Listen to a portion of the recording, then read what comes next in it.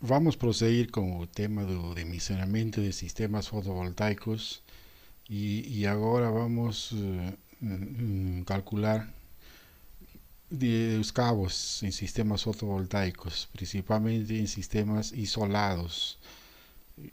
Nesses sistemas isolados predomina a corrente contínua, né, desde o gerador até as baterias, e o foco desta aula vai estar dirigido a esse cálculo.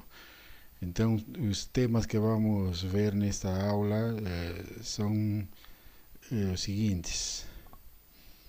Primeiro vamos comentar o quadro elétrico de controle, características do controlador de carga, características do inversor, interruptor diferencial, interruptor termomagnético e fusíveis e finalmente o dimensionamento de cabos e exercícios.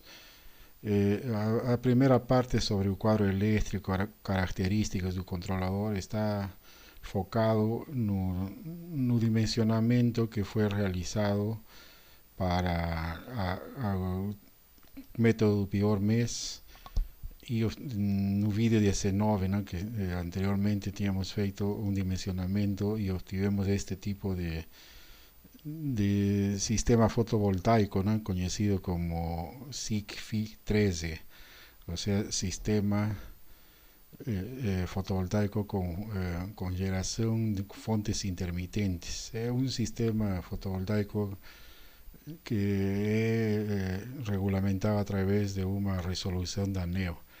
Então, no vídeo 19, podem obter maiores informações sobre o método do pior mês, onde foi determinado as capacidades das baterias e todos os componentes. E o quadro, finalmente, o quadro elétrico de esse tipo de sistema vai estar constituído de acordo com esse dimensionamento que foi feito por un arranjo fotovoltaico de 200 vatios pico, constituido por dois módulos, ¿no?, cada um de 100 vatios pico.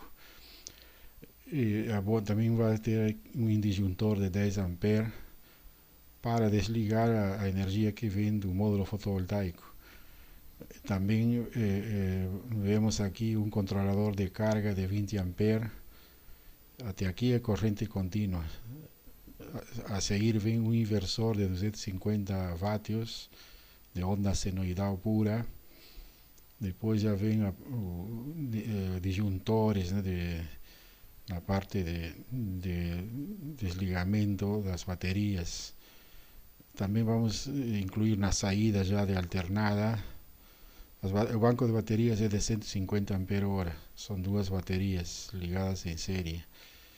E vamos ver que existe um interruptor diferencial de 30 mA. Foi também incluído um medidor de ampere-hora para determinar quanto de energia gera esse sistema fotovoltaico. E existe um interruptor geral de 3 amperes. Tudo isso aqui é na linha de alternada. E finalmente temos as cargas que constituídas por TV, antena parabólica, DVD, aparelho de som, iluminação, liquidificador. Esse é o quadro elétrico, o circuito, né, desse quadro elétrico. Agora, na forma física, como foi feito esse quadro, podemos ver que existe uma caixa especial, ¿no?, que é vendida assim pelo comércio especializado de eletricidade. São caixas blindadas, feitas já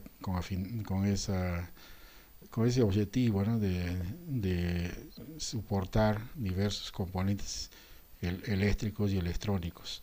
No caso aqui vemos o controlador de carga está aqui nessa parte da caixa, o inversor de corrente contínua, corrente alternada, os disjuntores de 10 e 32 amperes estão aqui na linha de corrente contínua. E na parte de alternada temos o interruptor geral de 3 amperes, o interruptor diferencial de 30 mA e o medidor de ampere-hora. Então, de acordo com o padrão, com as normas do Inmetro, se faz esse tipo de quadro, né, seguindo essas normas.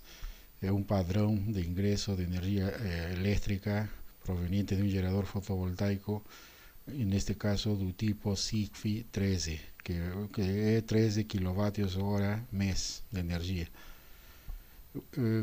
Nesse caso desse sistema, estamos aqui com um controlador Focus, modelo CX20. Então tem as características de tensão nominal 24 voltios, todo o sistema está em 24 voltios. Tem aqui um reforço de voltagem de 28,8 voltios, voltagem flutuante de 27,4 voltios. Tem também uma tensão de desconexão de carga entre 22 a 24 voltios, que depende dos ajustes do controle, que vem de fábrica, né, geralmente. Tensão para reconexão de carga 25,6 voltios, compensação da temperatura menos 4 milivoltios por célula. Máxima corrente de carga do módulo fotovoltaico 20 A a 25 graus Celsius. Máxima corrente de carga 20 A aqui a 25 graus Celsius. Esse aqui da carga, né? Dimensões já vemos aí 89 por 90 por 38 milímetros. Pesa esse controlador 168 gramas. Autoconsumo menos de 4 mA e variação de temperatura ambiente entre menos 25 a mais 50 graus Celsius. E a proteção contra incêndios IP20. Essas as características desse controlador que foi escolhido para essa instalação do SIGFI 13. Com relação às características do inversor, foi escolhido esse inversor isoverter 250-24. Estamos observando que todo o sistema ficou em 24 voltios. Por isso que foram ligadas duas baterias em série para poder obter os 24 voltios. Esse inversor tem um comprimento de 220 milímetros, largura 140, espessura 95 milímetros e pesa 3,5 kilogramos. Com algumas características do inversor, vemos principalmente características elétricas, forma de onda senoidal pura, tensão nominal de entrada 24 voltios, faixa de tensão de entrada entre 20 e 36 voltios, potência nominal de saída 250 vatios, tensão nominal de saída 120 voltios, variação de tensão de saída menor ou igual a 2%, frequência nominal 60 Hz, variação de frequência menor ou igual a 0,1%, eficiência média 80%, distorção harmônica com carga resistiva menor a 4%, funcionamento em stand-by ajustável desde 5 vatios e tem a potência máxima admissível maior a 300 vatios em 3 minutos. Isso aí é indicado pelos alarmes, né, do sistema. 400 vatios em 1 minuto e maior a 400 vatios em 3 segundos. Então essas são as potências admissíveis de acordo com o controle desse inversor. O autoconsumo é menor a 50 mA. E um elemento importante neste tipo de sistemas fotovoltaicos autônomos, geralmente, né, que fica na eletrificação rural, é o interruptor diferencial. O interruptor diferencial é um dispositivo de proteção elétrica que resguarda instalações e usuários contra acidentes causados por falhas nos equipamentos elétricos ou com a rede elétrica. O que acontece quando existe uma fuga, né, de corrente? Caso uma pessoa faça contato com uma parte ativa do circuito, o interruptor diferencial desconectará a instalação num tempo suficientemente curto como para não provocar danos graves. Então é um dispositivo de proteção contra choque elétrico, principalmente, né? Esse dispositivo desenergiza o circuito quando ocorre fuga de corrente à terra, ocasionada por algum equipamento defeituoso ou por um contato acidental com algum elemento da instalação capaz de pôr em risco os usuários. Então, atualmente é obrigatório colocar esse tipo de dispositivo de proteção. A forma física tem formas diferentes, né, de acordo com o fabricante, mas é assim, né, é um interruptor, no caso este aqui, de 2 polos, e a corrente é 30 mA. Esse interruptor diferencial abre a alimentação do circuito de forma instantânea. Quando alguma pessoa faz contato com a rede elétrica, e para que ela não tenha consequências com o choque elétrico, ele deve desligar rapidamente, né? Tem uma vez solucionado o problema que ocasionou a actuação dos dispositivos, através desta chave on-off, ligamos, né, de novo. Então, neste caso é de 2 polos, tensão nominal 220 volts alternada, corrente nominal 25 amperes, e a sensibilidade, que é o mais importante, 300 miliamperes, ou seja, com uma corrente de 30 miliamperes, ele já deve desligar. E bom, aí já tem outros dados, né, com tamanho, 2 módulos DIN, e poder de interrupção 4,5 kA a 220 volts. Esses 30 mA está relacionado aqui nessa linha verde, porque se considera que é o valor máximo que pode suportar uma pessoa. Claro que vai depender, né, da constituição física das pessoas, mas em média 30 mA. Então esse gráfico mostra a duração do passo da corrente elétrica pelo corpo humano e as consequências que isto pode trazer. Então quando estamos aí aqui estamos nesse eixo horizontal, estamos olhando a corrente de passagem pelo corpo, que está em miliamperes. E aqui na vertical temos o tempo em milissegundos, tempo de passagem da corrente. Quando uma pessoa recebe um choque, faz contato com um cabo elétrico e está assim nessa zona 1, até 0,5 miliamperes, né, e com um tempo assim, depende, pode ser um tempo prolongado, inclusive, a percepção vai ser assim muito um choque assim com menor intensidade, só vamos perceber a corrente. Mas se vamos supor que aconteça já o maior tempo, né, na zona 2, até 30 milissegundos, aí já existe um desconforto considerável. Fisicamente a pessoa já vai sentir um desconforto pela passagem da corrente elétrica. E aí já deve actuar. Nessa situação, aquele interruptor diferencial já deve desligar, né, quando atinge esses 30 mA. Se não existisse esse dispositivo e a pessoa fica aí com uma corrente superior, já a 30 mA, estamos já na zona 3. Aqui começam a contrações musculares, e a probabilidade, né, do coração sofrer alguma parada cardíaca é 5%.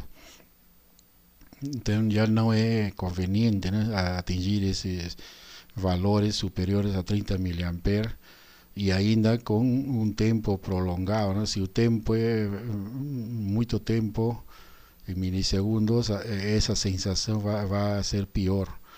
E a situação, a crítica é na zona 4, risco de fibrilação ventricular, ou seja, em outras palavras, parada cardíaca. Probabilidade então maior a 50% da pessoa sofrer uma parada cardíaca. Então vemos a importância do interruptor diferencial para proteger as pessoas contra o choque elétrico. Bom, aqui tem dados adicionais, né, que vemos da intensidade da corrente alternada de 0,5 a 1 mA, de 1,1 a 9 mA, de 10 a 20 mA, de 21 a 100 mA, acima de 100 mA e próxima a 1000 mA. E aí vemos uma descrição das perturbações possíveis durante o contato, né? Que o mínimo que acontece entre 0,5 a 1 mA é quase nada, né? Só um formigamento. Mas já quando estamos próximo a 1000 mA, já começa a asfixia, né, imediata, paralisia, né, dos principais centros dos nervos, né, e também do coração. Então já o estado possível de vítima após o contacto de 0,5 a 1 mA é quase nada, né? Não existe nenhum risco normal. Mas já no extremo, de próximo a 1000 mA, já é morte. E aí existem algumas recomendações o que fazer, né, de respiração artificial, enfim. E então, conclusão, a partir de acima de 1000 mA, o risco de morte é elevado. Eu ressaltei alguns minutos este tema porque é de suma importância, né, para ter cuidado quando se vai mexer com eletricidade.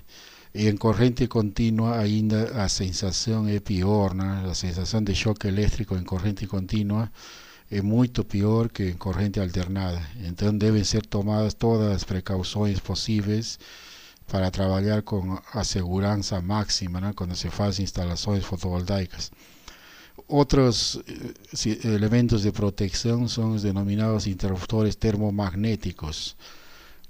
Estes dispositivos são vendidos para diversas correntes, né? Então, o que fazem é proteger também, né, todo o circuito, e porque ele tem propriedade de proteger a instalação contra sobrecargas e curtos-circuitos.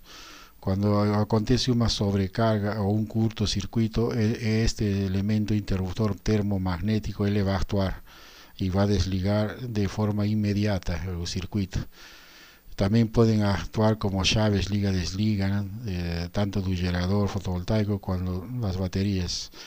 Então, tem a forma manual, né, que uma pessoa pode ir abrir e fechar o circuito, então atua como se fosse uma chave liga-desliga. Mas também, se deixamos ligado já com passo de corrente elétrica, ele já vai detectar de acordo com a corrente, né, que existem disjuntores de 10 amperes, de 3 amperes, de 32, depende do dimensionamento do sistema.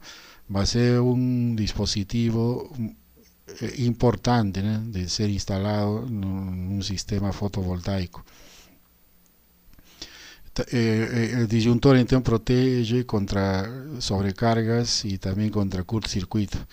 Mas também existem fusíveis, né? Fusíveis geralmente são feitos de chumbo, né, que a partir da elevação se acontece um curto-circuito, aí ele vai fundir e vai interromper o circuito. Então essa proteção com desconexão pode ser obtida com disjuntores, fusíveis de encaixe ou com chaves associadas com fusíveis fixos. Então todos os elementos que utilizamos como bateria, inversor e tudo que está dentro do circuito é necessário proteger, né, com esses dispositivos. Bom, agora terminando essa pequena introdução sobre recomendações de segurança e de equipamentos de um sistema fotovoltaico isolado, vamos ver o tema central dessa aula, que é o dimensionamento de cabos. Principalmente cabos na parte que vai da corrente contínua, que é o mais crítico, não? Porque em alternada, como a tensão é elevada a 127 volts, 220 volts, então a queda de tensão não é assim tão importante, devido a que é onda senoidal e com uma tensão elevada. Agora, em corrente contínua, estamos trabalhando com 12, 24 volts, então aí é muito crítico, né? Utilizar cabos muito longos, vamos perceber uma enorme queda de tensão. Então o foco desta aula é isso, como dimensionar esses cabos, né? Então existem normas aqui no Brasil já para energia solar sendo cada vez mais aperfeiçoadas, né? Tanto das normas ABNT, de instalações elétricas de baixa tensão, mas também já para fotovoltaica, né? Já foram publicadas normas. Y dimensionamiento de cabos se relaciona dimensionamiento por capacidad de corrente, que es uno dos caminos, né? Que nesse caso o dimensionamento dos cabos normalmente é feito especificando-se cabos com capacidade de condução de corrente acima da que será utilizada no circuito. Então, se determinamos através do dimensionamento que pelo circuito vai circular 30 amperes no máximo, por exemplo, então nós temos que escolher um cabo no mínimo, né, que suporte 30 amperes ou superior. É melhor que fique sobredimensionado, né? Mas também não podemos sobredimensionar muito, né? Porque senão o custo e também as tubulações, os diâmetros, né, vão impedir cabos muito assim com diâmetro superior. Bom, nesse tipo de dimensionamento por capacidade de corrente, recomenda-se selecionar um cabo com capacidade de corrente 25% maior que a corrente máxima do circuito. E no caso de uma instalação residencial, usar no mínimo a bitola 1,5 milímetros quadrados, que na realidade isso aí é mais usual em corrente alternada. Já no caso de sistemas fotovoltaicos, os cabos devem ser dimensionados para uma queda de tensão máxima de 2%, porque aqui já estamos falando em corrente contínua e a queda de tensão é muito acentuada a medida que a distância aumenta. Para isso, então, são utilizadas tabelas que especificam a máxima distância permitida para a queda de tensão de 2% em sistemas de 12 voltios e 24 voltios. Então, as tensões mais utilizadas em sistemas fotovoltaicos isolados é 12 voltios ou 24 voltios. Claro que podemos utilizar outras, né? 36 voltios, 48, mas mais difundida é isso, 12 e 24 voltios.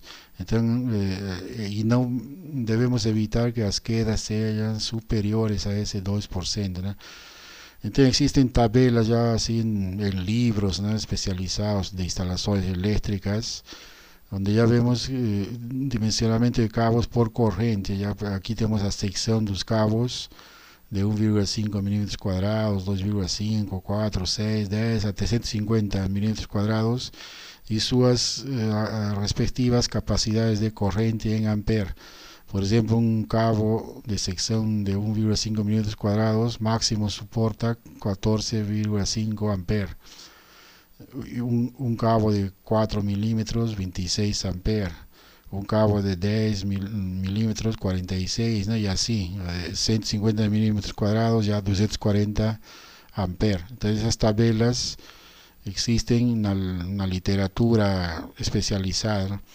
Agora aqui já para fins em corrente contínua existem tabelas como deste tipo. Neste caso é uma tabela máxima distância permitida para a queda de tensão de 2% em sistemas de 12 voltios. Então no sistema fotovoltaico que utiliza 12 voltios, aqui vemos a corrente nessa coluna desde 1 ampere, 2 até 100 ampere. E aqui temos a secção nessas colunas, a secção do cabo. 2,5, 4, 6, 10, 16 milímetros quadrados e aqui estão as distâncias, né? Então vamos supor que temos uma corrente calculada de 10 amperes. Então se a distância entre os equipamentos é de 1 metro, então aí podemos utilizar um cabo de 2,5 milímetros quadrados. Mas se a distância já é 6 metros, então vamos ter que utilizar um cabo de 10 milímetros quadrados. Então esta tabela está preparada justamente já para evitar quedas superiores a 2%. No caso é para 12 voltios, né? Quando utilizamos tensão de 12 voltios, corrente contínua. Existe aqui outra tabela para distâncias, entre também distâncias, e aqui na coluna de corrente e a bitola em la secção milímetros quadrados, mais com tensão de 24 voltios. Então já vemos aqui que com tensão de 24 voltios, se temos 10 amperes e uma distância de 3 metros, na anterior tabela de 12 era só 1 metro. E aí poderíamos usar o cabo de 2,5 milímetros quadrados até 3 metros. Agora, se é una distancia de 6 metros ahí, o de 7 metros, podemos utilizar un cabo de 6 milímetros. Entonces vemos que aumentando a tensión en corriente continua vamos a conseguir mayores distancias. Entonces ese es un motivo, ¿no?, por el cual se eleva a tensión, porque con eso vamos a disminuir el diámetro del cabo y obtener mayores distancias, ¿no? Entonces cuando se hace dimensionamiento y escolha de cómo hacer la instalación, ahí vamos a tener que considerar eso. Y una tabla complementaria a esa, ¿no?, que, sistemas de 120 voltios corriente alternada. Y obviamente aquí vemos que las distancias son mucho mayores, ¿no? Si tenemos esos mismos 10 amperes para cabo de vitola 2,5, son 15 metros de distancia. Si vamos a utilizar un cabo de 10 milímetros, la distancia es 63 metros. Entonces en corriente alternada conseguimos distancias mucho mayores, ¿no?, sin queda de tensión, en este caso asegurando 2%. Por eso que se trabaja también en alternada, ¿no?, dado que las quedas de tensión son menores y conseguimos mayores distancias de transmisión de energía eléctrica. Con relación al dimensionamiento, entonces las tablas de dimensionamiento por queda de tensión fueron creadas ya considerando el uso de dos conductores, porque estamos hablando de corriente continua, ¿no?, positivo y negativo. A distancia a ser levada en cuenta, por tanto, es el cumplimiento del par de conductores entre los dos puntos a ser conectados y no el dobro del mismo. O sea, cada vez que vamos a hacer el cálculo ya estamos considerando los dos cabos, ¿no?, de positivo y negativo. Y algunas recomendaciones para la escolha del cabo. Primero, determinar a máxima corriente que circulará en el cabo. Segundo, para cabos de conexión de módulos, utilizar a corriente de cortocircuito, ¿no?, de los módulos, que eso obtenemos las informaciones técnicas del módulo. Tercero, en el caso de cargas, es recomendable considerarse al menos 25% acima de la corriente total de las cargas instaladas como factor de seguridad. O sea, nunca utilizar cabos exactamente, ¿no? Siempre vamos a dar una aseguranza de 25% superior a lo que fue calculado. O sea, siempre un poco sobredimensionado. Cuarto, también es recomendable preverse expansiones futuras de sistemas, acréscimo de cargas. Entonces, ese 25% adicional ya está protegiendo eso, ¿no?, de un posible acréscimo de cargas. Quinto, en la tabla referente a tensión nominal del sistema, la línea correspondiente a esta corriente, encontrar distancia, comprimento necesaria para la conexión. Fue lo que mostré ahí cuando utilicé el ejemplo de 10 amperes y el tipo de tensión. Entonces las distancias varían, ¿no?, 1 metro, 3 metros, de acuerdo si es 12 o 24 voltios respectivamente. Sexto, para valores intermediarios, utilizar el próximo valor acima. O sea, cuando calculamos un sistema y la corriente no está dentro de esas tablas, siempre utilizar un valor superior acima. Y séptimo, obtener una primera línea de la tabla sección mínima recomendada para queda de tensión de 2%. Entonces, todo eso ahí va a ficar esclarecido en un ejercicio que vamos a desenvolver a continuación.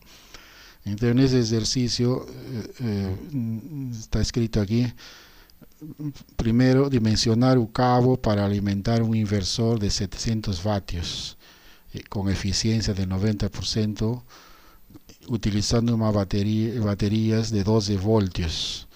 En el caso son baterías de chumbo ácido, levando en cuenta que la distancia entre la batería y el inversor es de 3 metros. Entonces vamos a instalar un inversor a partir de una batería, y eso ahí solo para fines de ejercicio, con una distancia de 3 metros. Si el inversor funciona durante 2 horas a plena carga, ¿cuál debe ser la capacidad mínima de la batería? También puede calcular eso. En esa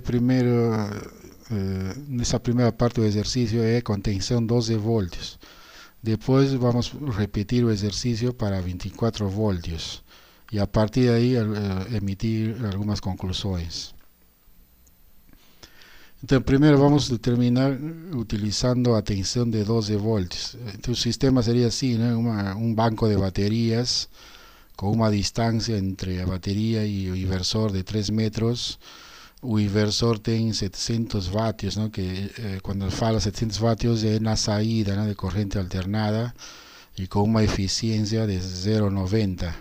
Y vamos a tener un cabo negativo y otro cabo positivo, ¿no? Entrando a una parte de corriente continua del inversor con una tensión de 12 voltios. Entonces esa sería la estructura del sistema que vamos a dimensionar. O sea, lo que vamos a dimensionar son estos cabos. Que ya, dimensionando ya sabemos que el otro es exactamente igual, no vamos a doblar. Pasando así a un gráfico más simplificado, conocido gráfico, donde vemos su comportamiento de eficiencia, ahí dice que el inversor tiene 90% de eficiencia. En la salida vamos a tener 700 vatios. Entonces con esta ecuación aquí hay potencia de entrada, potencia de salida y potencia perdida. Entonces cálculo de eficiencia es relacionar la potencia de salida con la potencia de entrada. Entonces en esta ecuación aquí potencia de salida pero la potencia de entrada, tiramos a potencia de entrada dividiendo 700 vatios que es la salida por la eficiencia 0,90. Entonces con eso vamos a determinar que esa potencia en la entrada del inversor, o sea aquí es 777,8 vatios. Y a diferencia entre la entrada y la salida es a potencia perdida, 77,8 vatios, ¿no? Que son perdidos a través de calor o de efecto Joule, ¿no? Entonces, mejorando la eficiencia del inversor, vamos a disminuir también esas pérdidas. Una vez calculada esa potencia de la entrada, podemos ya determinar aquí la corriente que está un inversor aquí de la batería hasta el inversor. Entonces potencia de entrada igual a tensión veces corriente, tiramos corriente, potencia de entrada dividido por la tensión. En el caso 777,8 vatios dividido por 12, entonces la corriente que estamos calculando aquí es 64,8 amperes. Entonces, con eso, la recomendación dice dar un sobredimensionamiento de 25%. Entonces multiplicamos 64,8 amperes veces 1,25 nos fornece ya un valor superior, ¿no? Considerando 25% a más. Entonces sería 81 amperes. Ese sería la corriente ya con un sobredimensionamiento de 25%. Sería una corriente de 81 amperes. Un dos caminos es ir directamente en la tabla de corriente. Entonces ahí entramos para 81 amperes, arredondamos para 80. Y aquí nos está diciendo que sería un cabo de sección de 25 milímetros cuadrados. Sería con esa tabla, solo que en esa tabla es solo una aproximación, porque ahí no está considerando a quedas de tensión y a distancia.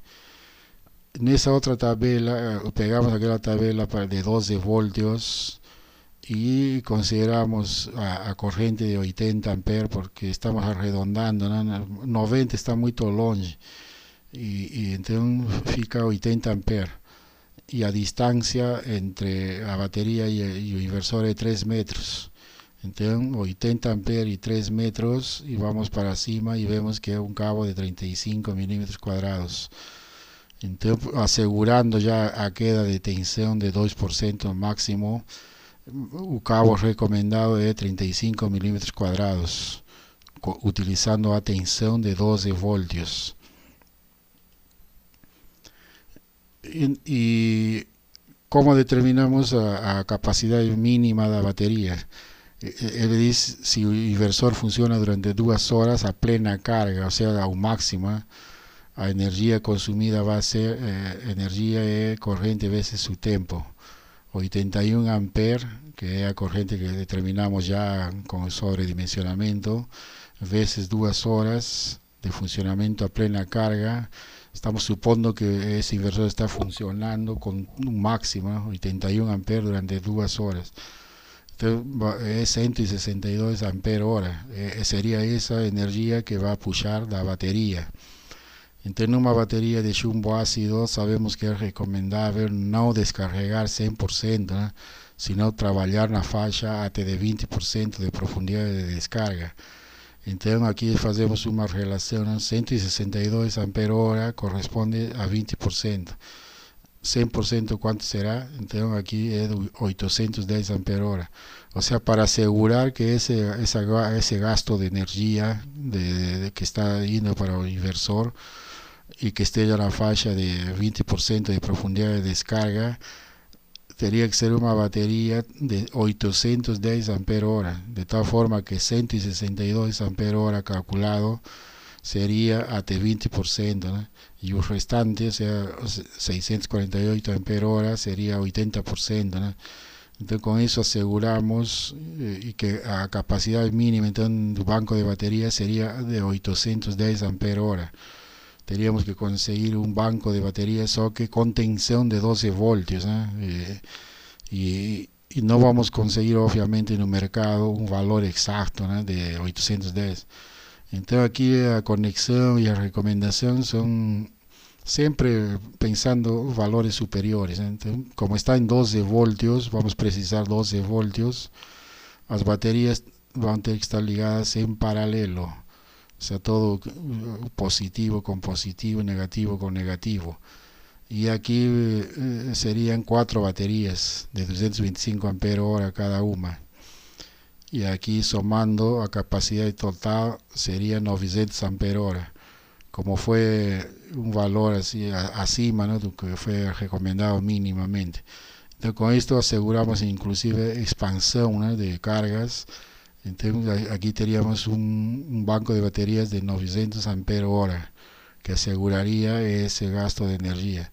Todo eso ahí fue feito con tensión de 12 voltios. Agora vamos ver o que acontece com tensão de 24 voltios. A mesma coisa, né? A potência de entrada é 777,8 vatios. Refazemos o cálculo dividindo agora por 24 voltios. E a corrente vai diminuir muito, né? A 32,4 amperes. Então, colocando 25% a mais, dá 40,5 amperes, inferior ao valor com 12 voltios. Portanto, olhando a tabela assim de corrente, sem considerar quedas de tensão, vemos que vamos aqui ter valores 34, 45 e 61 amperes. Então, como não existe exatamente 40,5 amperes, arredondamos para 45. Entonces eso corresponde a un cabo de 10 milímetros cuadrados. Eso ahí con la tabla de corriente, ¿no?, que sin considerar queda de tensión. Entrando en la otra tabla para 24 voltios, asegurando una queda de tensión máxima de 2%. Entonces de nuevo aquí escogemos aquí 45, ¿no?, en este caso 40, 45, 50 amperes. Arredondamos para 45. Y considerando a distancia de 3 metros entre la batería y el inversor, y vemos que es un cabo de 10, con cabo recomendado entonces 10 milímetros cuadrados, que fue también el resultado obtenido en la tabla anterior, ficó corroborado, ¿no? Entonces un aumento de la tensión hace con que diminúa, ¿no?, el diámetro del cabo. Entonces ahora estamos utilizando un cabo de 10 milímetros cuadrados. Y con relación al consumo sería 40,5 amperes veces 2 horas, ya disminuyó a 81 amperes hora. Entonces ese sería 81 amperes hora, sería hasta 20% de profundidad de descarga. 100% sería 405 amperes hora. O sea, precisamos un banco de baterías de 405 amperes hora y aseguramos en ese 20% de profundidad de descarga 81 amperes hora. e 80% seria a diferença, 324 amperes hora. Como estamos utilizando agora a tensão de 24 voltios, então nesse caso vamos ter que associar duas baterias em série. Então aqui juntamos positivo com negativo de uma e da outra, e aí vamos ter duas baterias em série, cada uma também de 225 ampere-horas. Como está em série, então vamos ter aqui 225 ampere-horas nessa linha. E na outra vamos ter também 225 ampere-hora, mas vamos ter uma tensão de 24 voltios.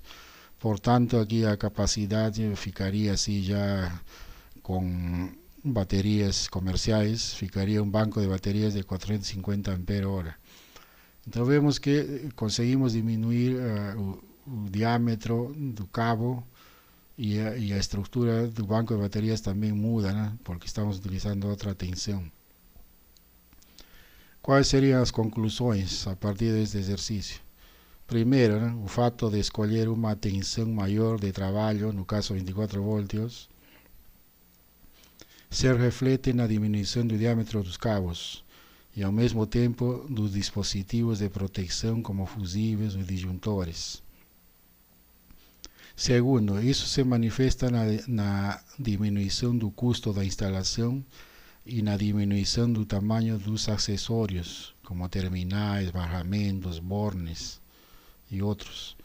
Terceiro, no entanto, a seleção ou escolha da tensão de trabalho deve estar de acordo com a potência envolvida derivada da demanda de energia. Então, para escolher uma tensão de 24 voltios, devemos levar em conta, né, a potência e a necessidade de utilizar essa tensão, que às vezes, se utilizando 12 voltios, pode ser mais conveniente, né? Então, geralmente para cargas já um pouco elevadas, é melhor utilizar 24 voltios. Em todos os casos, uma vez selecionada a tensão, todos os equipamentos do quadro elétrico devem trabalhar com essa tensão. Isso é óbvio, né? Se foi escolhida a tensão de 24 voltios, todos os equipamentos, né, de controlador de carga, todos os elementos vão ter que ter, né, essa capacidade de suportar 24 voltios. Então, essas são as principais conclusões do exercício.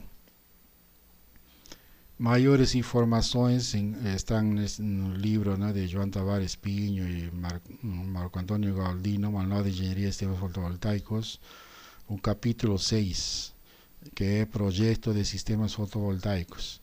Então aí tem informações adicionais ao tema. Muito obrigado.